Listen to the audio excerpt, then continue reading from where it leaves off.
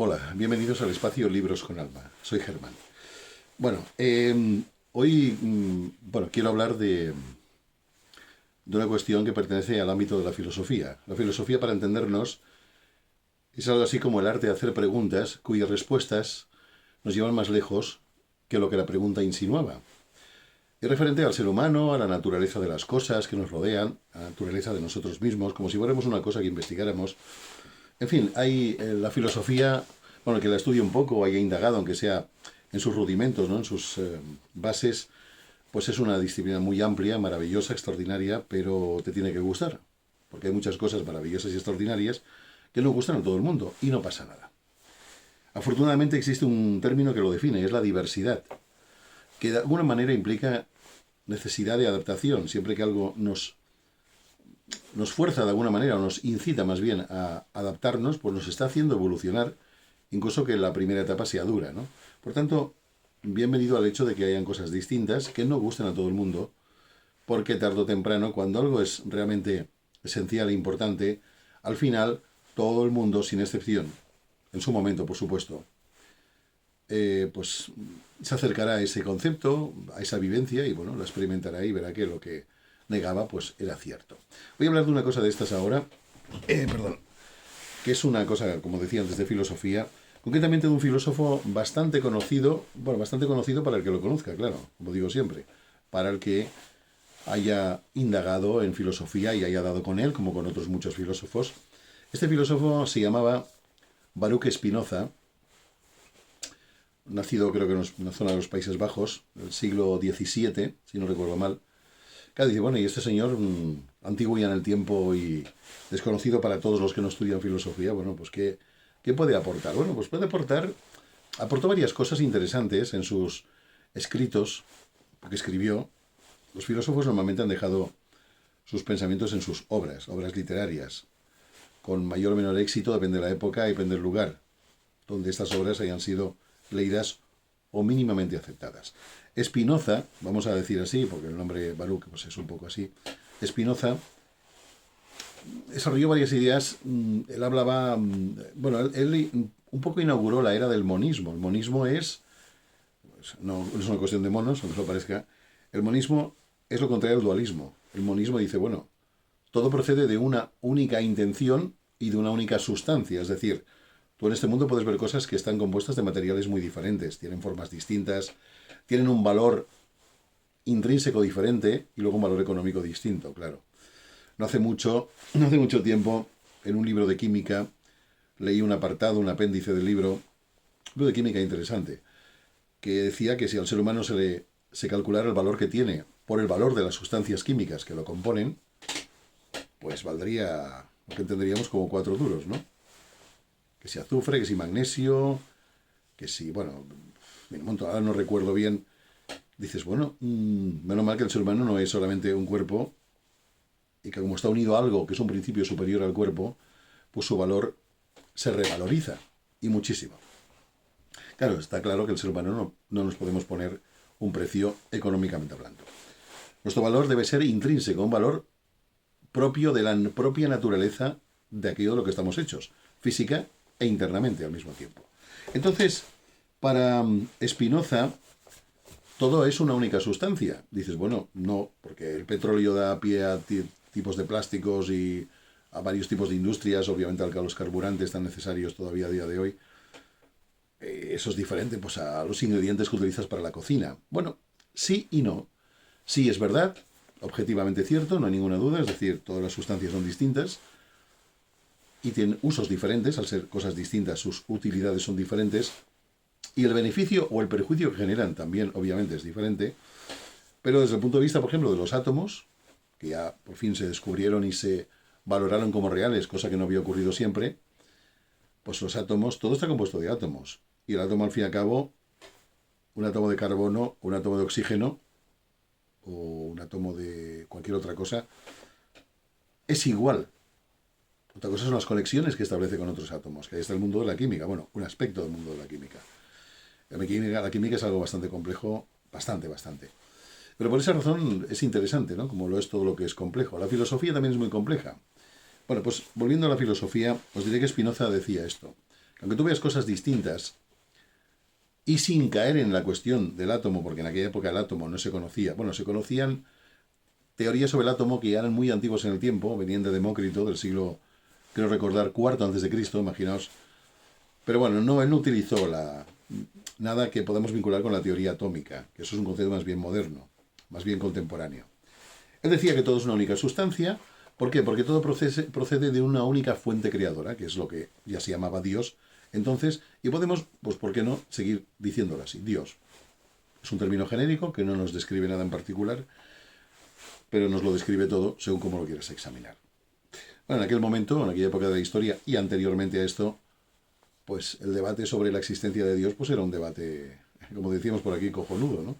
Cosa que no se suele hacer ahora. Hay debates pues, políticos, económicos, culturales, y algunas cosas que son tonterías y pérdidas de tiempo también existen, pero bueno, los debates entonces eran muy bestias y generaban muchos conflictos y crisis, por tanto tampoco eran buenos.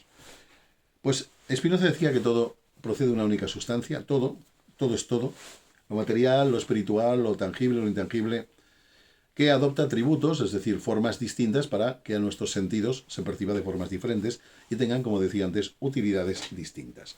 Pero fundamentalmente una única sustancia. ¿Por qué? Porque solo hay una única intención creadora, que es la que provendría, bueno, o la que proviene, hablando en presente, de Dios.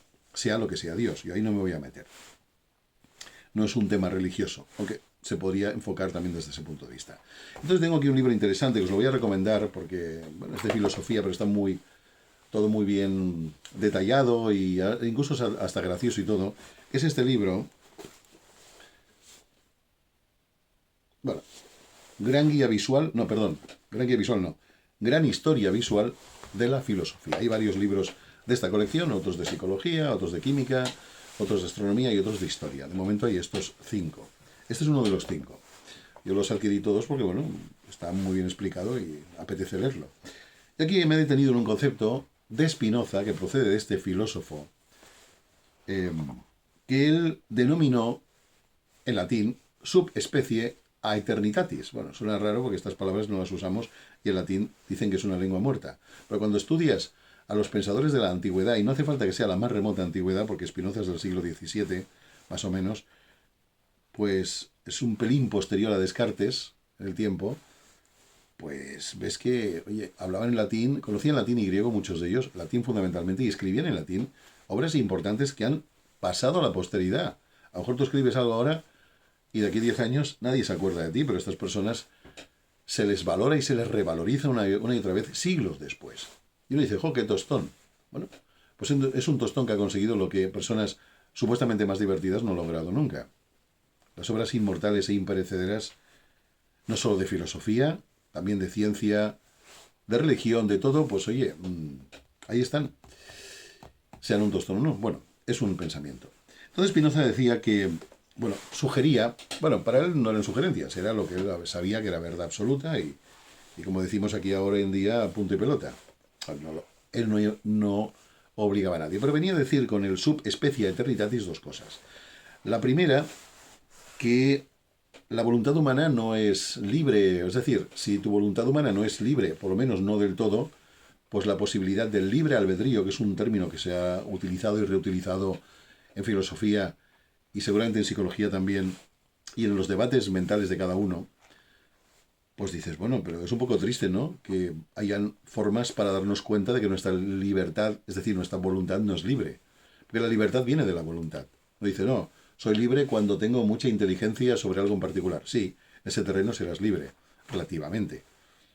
Pero la libertad absoluta, que incluye pues todo, nivel físico, emocional y mental como mínimo, nunca es completa salvo que la voluntad interna, la verdadera voluntad, la causa de todo lo demás, no sea libre. Y si la causa de todo lo demás está condicionada, y de un modo que no recordamos cómo está condicionada, no recordamos ese origen, ese estado primigenio de la voluntad, pues evidentemente todo lo que hagamos a partir de ahí será una cascada, no diré de errores e imperfecciones, pero sí de cosas que damos por hecho que son de un modo y proceden de otro.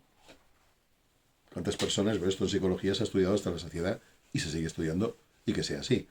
¿Cuántas personas, pues, por ejemplo, es un ejemplo entre otros muchos, estudia una carrera con mucho afán y un día sufre una etapa depresiva, incluso tras haber aprobado y haber conseguido un estatus social gracias a ese estudio o esos estudios universitarios, y un día reniegan de eso y hacen otra cosa bien distinta porque sienten un rechazo visceral hacia lo que con tanto afán han luchado por conseguir.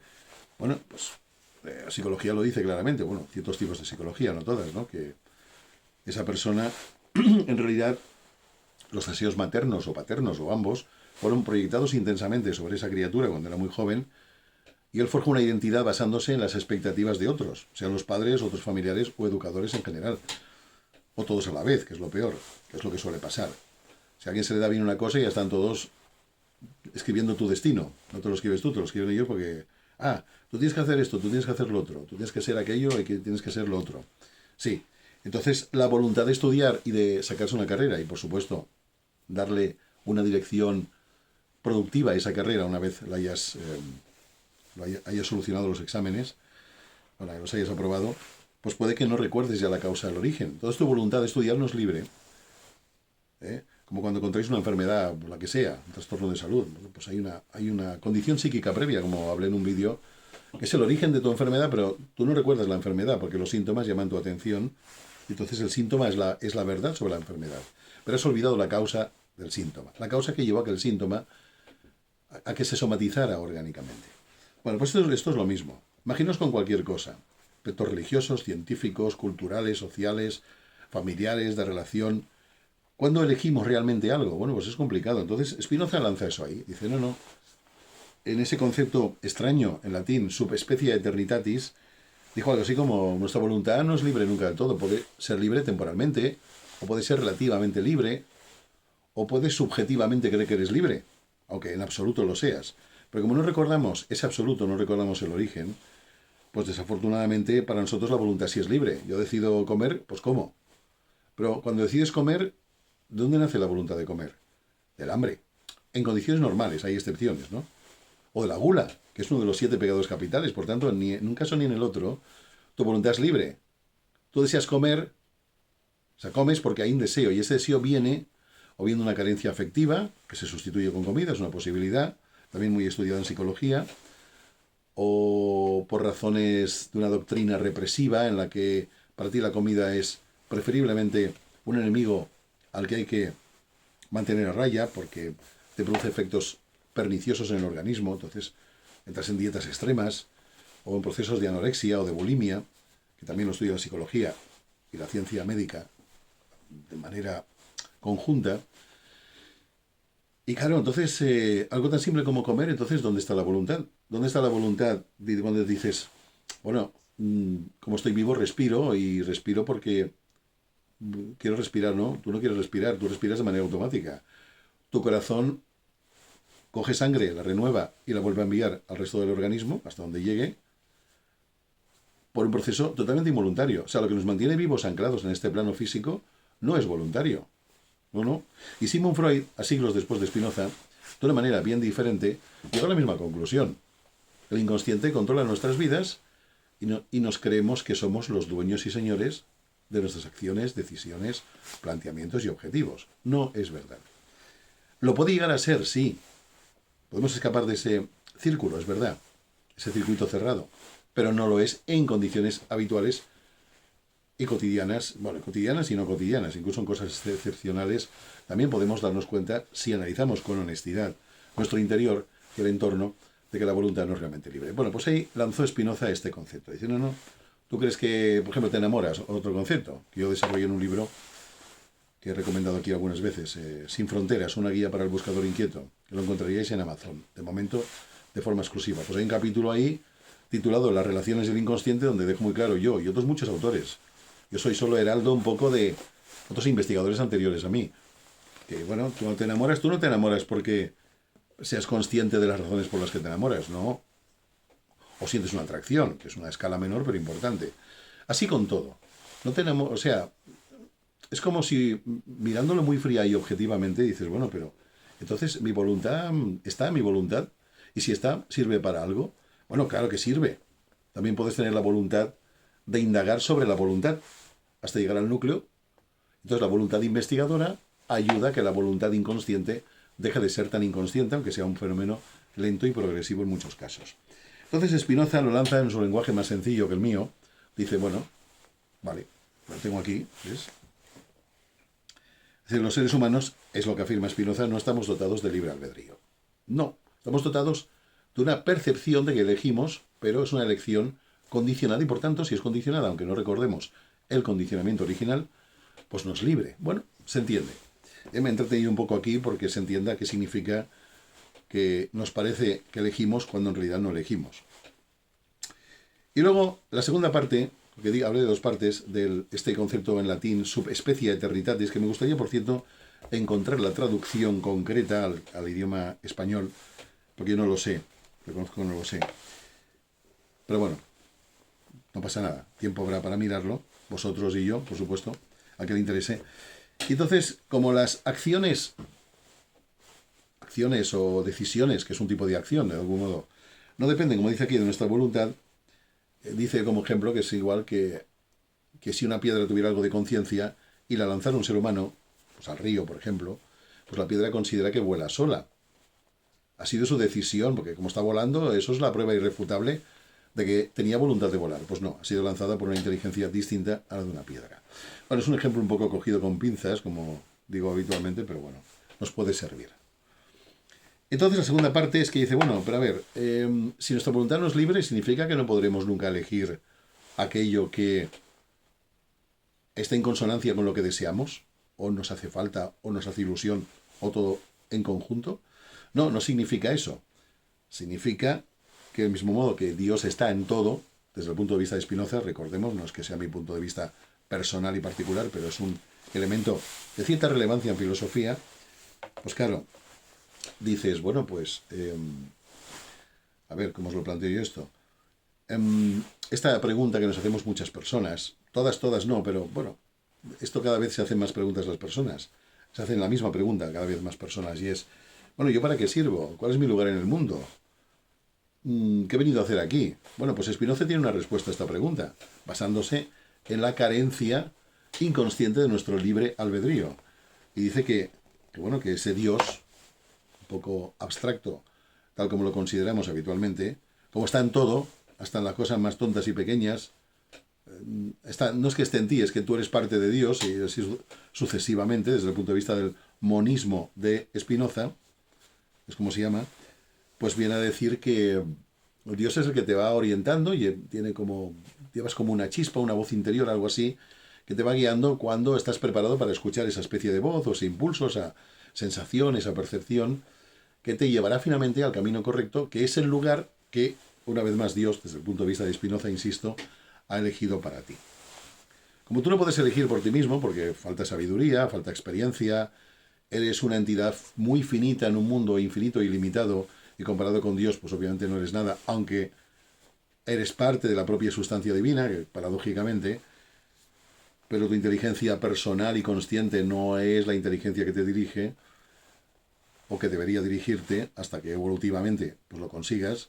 Esto ya, Spinoza en este punto no habla de eso, esa evolución hacia adquirir la conciencia plena, lo que hoy en día llaman mindfulness, que es un poco la traducción en inglés de estas dos palabras, mindfulness, conciencia plena, conciencia llena. Bueno, eso es otra historia, eso pertenece más al ámbito de la psicología. Pero bueno, reiterando lo dicho antes, al final, desde ese punto de vista de Spinoza, Dios tiene un hueco para ti. Un hueco, vamos a decirlo así, un espacio reservado para algo que está en consonancia con tu verdadera naturaleza. Y por tanto, cuando te ocurre en la vida, dices, bueno, pero ¿de verdad sirvo para esto? Porque claro, como el contacto, que ese es otro tema, otro debate, el contacto con la verdadera y genuina y auténtica naturaleza profunda de cada uno es algo a lo que no estamos habitualmente acostumbrados. Por tanto, cuando algo en la vida nos sucede en consonancia con nuestra verdadera, genuina y auténtica naturaleza, entonces nos extraña. Nos extraña. Porque igual no tiene nada que ver con los presupuestos que nuestra conciencia consciente ha hecho sobre lo que consideramos que nos conviene o que nos va bien. Y todos pensamos que la vida nos castiga. Y según Spinoza nos está colocando en nuestro verdadero lugar. El único lugar en que además de ser útiles vamos a ser felices. Vamos a obtener 2 por 1. Vamos a tener un beneficio doble. Felicidad, que es, vamos a decirlo así, un modo profundo de satisfacción, lo que implica un placer muy sutil, no un placer burdo y sensorial únicamente, y luego serás útil. Y qué mejor felicidad que esa. Bueno, entre comillas. Y ahí están. Y aquí tengo además, bueno, son los muñequitos estos, que os voy a enseñar para que veáis. ¿Ves? Tiene como que se llaman dioramas, ¿no? Bueno, ilustraciones así, pues a veces son graciosillas, ¿no? En todos estos libros de esta particular colección. Recordemos, gran historia visual de la filosofía de la editorial, pues no recuerdo, Blackie Books. Blackie Books, en inglés, todo esto en inglés. ¿Eh? Dice un muñequito, dice, ¿qué es lo que me hará hacer Dios? ¿Cuál será mi papel? Y está ahí tumbado el muñequito, esperando. Y luego ya mi muñequito levantado, erguido, dice, quizás sea esto, me dedico a la ópera, a partir de ahora intentaré hacerlo. Claro, cuando tú sintonizas con lo que el destino te permite descubrir que tú sirves para eso, cuando sintonizas y lo aceptas, aunque te sorprenda inicialmente, entonces eso es una revolución interna muy, muy brutal, muy bestia. Y entonces, claro, la consecuencia es, entre otras, ser feliz y ser útil, como decía hasta ahora. ¿Ves? Dios ha otorgado, dice aquí, Dios ha otorgado a todos los seres humanos un lugar en la naturaleza. Y los ha hecho capaces, esto es importante, y los ha hecho capaces de intuir qué lugar es ese. Intuir no implica que alguien te lo demuestre, te pongan pruebas fehacientes. Oye, mira, ¿ves? No, es una intuición, es una voz interna. Entenderlo cada uno como quiera, porque claro, esto es difícil de explicar. Yo hablaría desde mi experiencia y mi lenguaje, pero ¿es válido para todo el mundo? No. Es muy difícil que algo sea válido para todo el mundo, salvo las verdades eternas e intemporales, y aún así hay épocas donde no son aceptadas por muy válidas y reales que sean. O sea que habrá que esperar a que nos pongamos todos de acuerdo. Como hay tantas teorías, doctrinas, puntos de vista y criterios filosóficos, psicológicos, científicos, religiosos también, un día hablaremos de ello, porque hay varias religiones más allá del Islam y del cristianismo, unas cuantas más, y algunas más antiguas en el tiempo que estas, y de gran trascendencia e importancia, y tienen un sentido lógico. ¿Por qué nacieron así? ¿Y por qué se han convertido en esto? Pues sobre todo el origen, la voluntad primigenia, original, de establecer esas doctrinas. Algunas no tienen Dios, como el budismo, o tienen dioses que nos parecerían extraños a nuestro criterio cristiano o católico, que sería, pues, como por ejemplo el jainismo o el hinduismo. Bueno, hablaremos de ello. Me tengo que preparar un poco, evidentemente, porque mi mente es solo una mente, no tiene más. Bueno, y ahí tenéis un poco este concepto de latín, que ya buscaré la definición, y para que no la busque y me vuelva a ver, pues le diré, mira, significa en latín exactamente esto. Spinoza utilizó esta denominación en latín, subespecie aeternitatis, escrito en latín, obviamente, especie con una S delante, sin la E, y lo de sub es SV, es algo que está por debajo de, creo recordar. Y ya está, y ahí tenemos esas dos funciones de la subespecie eternitatis de el maestro filósofo Spinoza, que la verdad es que hay buenas obras sobre Spinoza publicadas. Yo tengo aquí una que me fascinó bastante cuando la leí hace ya muchos años, porque habla también de, no recuerdo ahora, hay un concepto que utilizó Spinoza para justificar por qué algo se inclina en una dirección o en otra. Y sí que recurre a algo parecido a la teoría atómica, pero no es exactamente la teoría atómica. Ahora mismo no recuerdo. Que se llama conato. Bueno, ya recordaré, porque claro, tanta cosa al final, la memoria tiene un límite. Todos tenemos un límite porque todos somos finitos. Eso ya es de cajón. Y recordad, desde el punto de vista de Spinoza, y con esto acabo, Dios no es algo que está ahí y nosotros aquí. Por tanto, no hay comparación posible. No se trata de compararse. Si eres más pequeño con lo más grande o si eres más tonto con lo más listo. No, es cuestión de que todo tú, tanto físicamente como espiritualmente, todo tú eres la manifestación con atributos muy concretos y específicos que Dios ha considerado necesario para llenar el hueco en una creación que está en constante evolución y expansión. Pues bueno, que ha considerado que, bueno, si tu voluntad no es suficiente porque no tienes conciencia de la totalidad, pues no puedes elegir bien siempre o pocas veces. Pues ya te lo hace Él. Como formas parte de Dios, eres parte de su sustancia, pues entiendo que interiormente tienes la facultad, que ha de despertar con el tiempo, pero la facultad en cualquier caso, de intuir, darte cuenta, percibir el camino adecuado y desarrollar tu verdadera vocación y poder ser tú mismo más que lo que eras antes de descubrir esto. Bueno, ahí lo dejo. Gracias por escucharme. Si os gustan estos enfoques multidisciplinares, un poco de todo, es menos de política, como os dais cuenta. Menos de política, al menos por ahora. Pues le dais al like, gracias por ello, si lo hacéis, y os suscribís para no perderos pues todo este mundo diverso y fascinante que yo pues me apetece mucho divulgar y ofrecer. Muchas gracias por todo y hasta la próxima.